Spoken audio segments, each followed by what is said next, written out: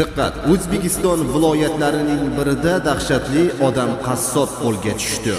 Videorolikdan to'liq xabardor bo'lish uchun video ostiga like tugmachasini bosib qo'yishni unutmang.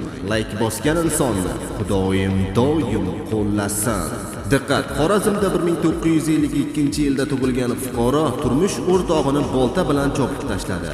Ayol olgan og'ir tan jarohatlari oqibatida vafot etgan. Bu haqida Oliy sud matbuot xizmati bugun o'zga xabar berdi.